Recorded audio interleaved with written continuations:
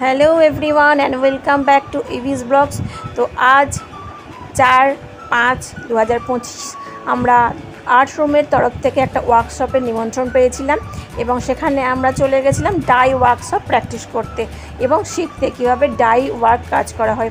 তো চলো আমার সঙ্গে তোমরাও দেখে নাও এই ওয়ার্কশপটা কেমন কাটলো আজকে আমাদের ওয়ার্কশপ। চলো শুরু করি আজকের ব্লগটা। তো এইখানে আমাদের ছেলেদের সাথে মায়েদের গার্জেনদেরও অ্যালাউ করা হয়েছিল এই ডাই ওয়ার্কশপটা শেখার জন্য এবং আমি আমার সব বন্ধুরা মিলেও এখানে আমরা সব জয়েন করেছিলাম অ্যাজ এ গার্জেন, যেহেতু আমাদের বাচ্চারাও এখানে ড্রয়িং শেখে। তো ফার্স্টে যাওয়ার পরেই আমাদের একটা ওয়েলকাম ড্রিঙ্ক দেওয়া হয়েছিল এবং ড্রিঙ্ক দেবে একটা ওয়েলকাম কোল্ড ড্রিঙ্কস, আর একটা ছবি টবি না তুললে হয়, তো খানিকটা চিয়ার্স করে আমরা সবাই মিলে ছবি টবি তুলে আমরা বসে পড়লাম ওয়ার্কশপের জন্য। তারপর স্যার এসে গেছিলেন, ইনি অ্যাক্রিলিক কালারের তরফ থেকে এসেছিলেন এবং কোম্পানি যে অ্যাক্রিলিক কালার কোম্পানি আছে সেখান থেকেই স্যার এসেছিলেন এবং উনি আমাদের শেখাচ্ছিলেন যে কীভাবে প্রসেসগুলো কীভাবে করতে হবে, যে কাপড়টাকে যে ভাঁজ করতে হবে সেটা উনি আমাদের শেখাচ্ছিলেন। এই ওয়ার্কশপের সমস্ত কালার বা কাপড় এটা আমাদের মাই আর্ট রুমের তরফ থেকেই দেওয়া হয়েছিল। তো উনি 5 থেকে 6 রকমের আমাদের প্রসেস শিখিয়েছিলেন। আমি, যুবরাজ এবং রাজন্যা আমরা 3 রকমের 3টে প্রসেস ট্রাই করেছিলাম এবং এটা হচ্ছে আমার যে প্রসেসটা আমি করেছিলাম সেটারই প্রসেসিং চলছে আর কি, মানে আমি যে ডাই ওয়ার্কটা করেছিলাম সেটারই প্রসেসিং হচ্ছে, এটা আমারটা। এছাড়াও উনি আরও অনেকগুলো প্রসেস শিখেছিলেন, যতগুলো সম্ভব আমি ভিডিও করেছি। সব তো সব পসিবল হয় না একটা ভিডিওর মধ্যে সব কিছু ফুটিয়ে তোলা। তো এইটা হচ্ছে আমার, এবং ভিডিওটা করেছে তখন আমার কন্যা। তো অনেক দিন পর সেই কবে স্কুল ছেড়েছি, অনেক বছর হয়ে গেল। তো এখানে আমরা মায়েরা ঠিক যেমন ছোটোবেলায় কোনো জায়গায় আঁকা শিখতে যেতাম বা স্কুলে যখন ম্যামেরা কোনো কিছু হাতের কাজ শেখাতো আমরা যেভাবে শিখতাম মনে হচ্ছিলো যেন অনেক দিন পর সেই ছোটোবেলাটা ফিরে পেয়েছি। এবং এখানকার যে ম্যাডাম আছেন এবং স্যার আছেন এনারা এত হেল্পফুল এবং এত কোঅপারেটিভ যে বলার কথা নয়। Rajashree, seriously thanks to you যে ইনভাইট করার জন্য এই ওয়ার্কশপে আমাদেরকে।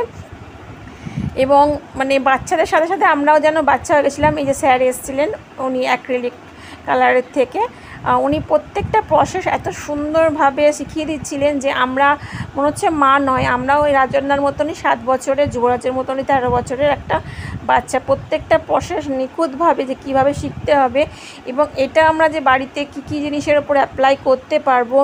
এবং এটা একটা অন্য দিক থেকেও বলা যায় যে বাড়িতে আমরা যারা গৃহবধূ থাকি তাদেরও অনেকটা রোজগারেরও হেল্প হবে এইটা দিয়ে, কারণ অনেক কিছু কিছু পরের জিনিস আমাদের দেখিয়েছিলেন যেটা আমি শেয়ার করব তোমাদের সবার সাথে, যে কিভাবে ওইগুলো দিয়েও আমরা আরও হাতের কাজ আমাদের বানাতে পারি। এবং অনেকেই আছে ঘরে বসে বসে হাতের কাজ বানিয়ে আয় করার সুযোগ চেষ্টা করে। সবার পক্ষে ফ্যামিলি সামলে, বাচ্চা সামলে হয়তো বাড়িতে কাজ সেরে বাইরে যাওয়ার সুযোগ সুবিধা হয় না কাজ করতে যাওয়ার। তো উনি সেইভাবে আমাদের প্রসেসগুলো শেখাচ্ছিলেন এবং ভেরি ইজি প্রসেস, কী করে আমরা ছোট ছোট জিনিসে গেঞ্জির ওপর, আমাদের কুর্তির ওপর, ওড়নার ওপর বা রুমালের ওপরে এই ডাই ওয়ার্কগুলো করতে পারি উনি আমাদের সেগুলো শেখাচ্ছিলেন। মানে খুব সুন্দরভাবে, এত সুন্দর একটা ছোটো বাচ্চাকে শেখাচ্ছিলেন। এবং আমরা যেহেতু হাতের কাজ কবেই ছেড়ে দিয়েছি, আমাদের শুধু হাতের কাজ বলতে রান্না আর ঘর পরিষ্কার করাতেই এখন থেকে গেছে, তো আমরাও যেন সে ছোটোবেলাটাই পুনরায় আবার ফিরে পাচ্ছিলাম। উনি ধরে ধরে প্রত্যেকটা শেপ কীভাবে করা হবে, যে কাপড়টাকে কিভাবে ভাঁজ করব, মানে দারুণ সুন্দরভাবে একটা হেল্পফুল ইভেন্ট ছিল আজকের ইভেন্টটা। এবং ওই যে বলে না বাচ্চাদের সাথে মায়েরাও যেন তার বাচ্চা হয়ে উঠেছে, মানে সত্যি একটা অসাধারণ ওয়ার্কশপ। এক একটা ব্যাচে বেশি করে এক গাদা স্টুডেন্ট নয় যে এক গাদা ভিড়, কেউ বুঝতে পারছে না, কারোর অনেক অসুবিধা হচ্ছে, সেরকম কিছু নয়। ফাঁকায় ফাঁকায় সুন্দরভাবে বসে সুন্দরভাবে কথা বলে যে মানুষের সাথে সুন্দর ব্যবহার করেও জিনিসটা বোঝানো যায়। This is called art. তবেই মানুষের আর্টের প্রতি আগ্রহ জন্মে। আর্ট তো সেটা যেটা আমাদের মনের ইচ্ছা, করতে ভালো লাগে আমাদের। এবং এই ওয়ার্কশপটায় গিয়ে, ইভেন্টটায় গিয়ে উই জাস্ট রিয়েলি থ্যাঙ্কফুল। আমাদের সত্যি খুব ভালো লেগেছে এবং আমরা আশা করব যে পরেও আমরা আমাদের কোনো কুর্তিতে, ওড়নাতে আরও এরম কাজ করব। শাড়িতে করতে গেলে অনেকটাই সময় লাগবে, আরও প্র্যাকটিস দরকার, পেশেন্স দরকার। এবং এইখানে অনেকগুলো স্যার দেখালেন প্রসেসগুলো। এইভাবে উনি দেখাচ্ছেন যে কিভাবে জলটা কালারের মধ্যে গুলে মানে পোর্শনটা কিভাবে হবে। ঠিক আছে, জলের পোর্শনটা একটু তুলনামূলক একটু বেশি রাখতে হবে। এবার এই স্যার দেখাচ্ছেন যে কীভাবে তুলি দিয়ে দিয়ে ওই কাপড়টার ভেতর রঙটা প্রবেশ করাতে হবে, এবং যাতে ভালো করে ভেজে, কাপড়টা যাতে ভালো করে ভেজে, এই যে স্যার দেখাচ্ছেন যে তুলির পিছন দিকটা দিয়ে প্রেস করে দেখতে হবে যেন পিছন দিকটা দিয়ে রঙটা টপকে পড়ে যাচ্ছে কয়েক ফোঁটা, তাহলেই বুঝতে পারবো যে আমাদের এই কাপড়টা একদম সম্পূর্ণরূপে ভিজে গেছে। তখনই যতটা কাপড়টা ভিজবে ততটা এটা ভালোভাবে রঙটাকে শুষে নেবে, কারণ যেহেতু কাপড়গুলো মার দেওয়া যেটাকে আমরা বলে থাকি আর কি, তো সেই দেওয়া থাকে বলে চচ্চর করে রঙটা টানছিল। এবং খানিকক্ষণ যদি সিম্পল কাপড় হয় আগে একটু জলে স্প্রে করে তোমরা নিতে পারো বা ছিটিয়ে নিতে পারো, একদম জলে চুবিয়ে নিংড়ে জল পড়ছে এরকম না, স্প্রে করে জলে ছিটিয়ে নিয়ে যাতে কাপড়টা একটু অল্প ভিজে থাকলো, যাতে রঙগুলো টানতে সুবিধা হবে।